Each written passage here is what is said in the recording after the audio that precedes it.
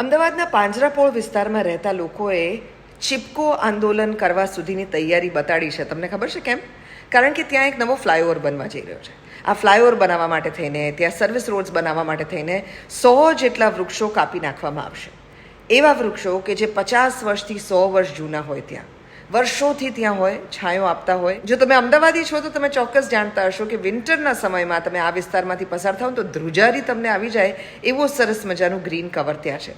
આવા કેટલા પોકેટ્સ અમદાવાદની અંદર બચ્યા છે કે જ્યાં આટલું સરસ ગ્રીન કવર હોય? એ બધાને આપણે કાપીને ત્યાં કન્સ્ટ્રક્શન્સ જ કર્યા કરવા છે?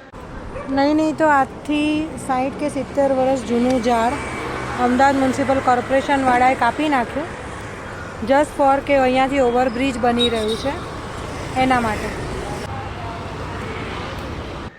આ વખતે જે 46.9 ડિગ્રી ટેમ્પરેચર આપણે જોયું, આખા ભારતમાં જે તાપમાન ઉપર આવ્યું છે, એ ગ્લોબલ વોર્મિંગની અંદર આપણે આ બધા વૃક્ષો કાપી નાખીએ છીએ નવાને નવા કન્સ્ટ્રક્શન કરવાને માટે. એની કોઈ જવાબદારી નથી. તમને નથી લાગતું કે એને કારણે કોઈ પણ પ્રકારની ખોટ આપણને જઈ રહી છે? રાતના 1 વાગવા આવ્યો છે, 1 વાગ્યાથી ઉપર હશે, અને આ લોકો લિટરલી અહીંયા ઝાડ કાપવા આવ્યા છે. આજથી 70-60 વર્ષ જૂના ઝાડ ને કહેવામાં આવે છે કે અમને ઉપરથી ઓર્ડર આપવામાં આવ્યો છે, એ બી ખાલી સિમ્પલ બાજુમાં એક સર્વિસ રોડ બનાવવા માટે આ લોકો આટલા મોટા ઝાડ કાપી રહ્યા છે. અમદાવાદ મ્યુનિસિપલ કોર્પોરેશન 3 મિલિયન વૃક્ષો વાવવાનો વિચાર અત્યારે કરી રહ્યું છે. એ છોડમાંથી વૃક્ષ બનશે એમાં કેટલો સમય લાગશે?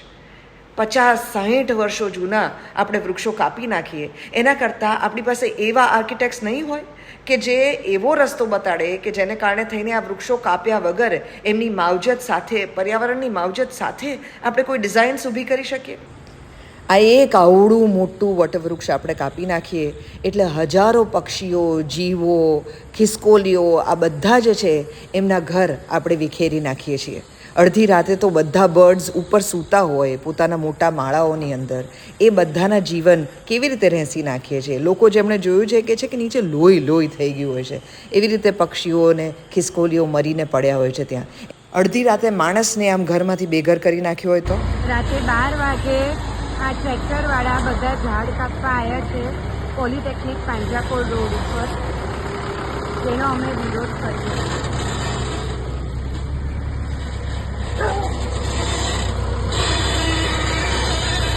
આના માટે અમે બીજી ઓલ્ટરનેટ જગ્યા આપીશું કે જ્યાં બીજા વૃક્ષો વાવીશું.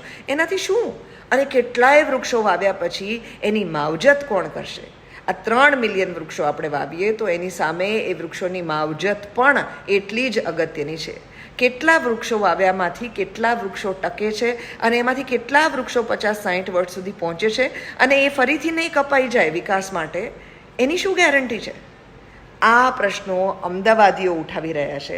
અને એવે વખતે એક અમદાવાદી તરીકે તમે, હું આ મૂવમેન્ટની અંદર ના જોડાઈએ તો એનો શું અર્થ? ઉનાળાની અંદર જ્યારે તાપમાં ચાલવાનું હોય કે ગાડી પાર્ક કરવાની હોય ને, ઇનફેક્ટ સિગ્નલ પર ઊભા રહેવાનું હોય ત્યારે આપણે છાંયડો શોધતા હોઈએ છીએ.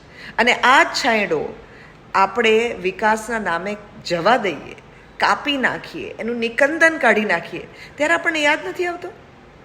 આ જ અમદાવાદ મ્યુનિસિપલ કોર્પોરેશને સિગ્નલની ઉપર સ્પ્રિંકલર્સ મૂકવા પડે છે, એટલી ગરમી આપણે ત્યાં પડે છે.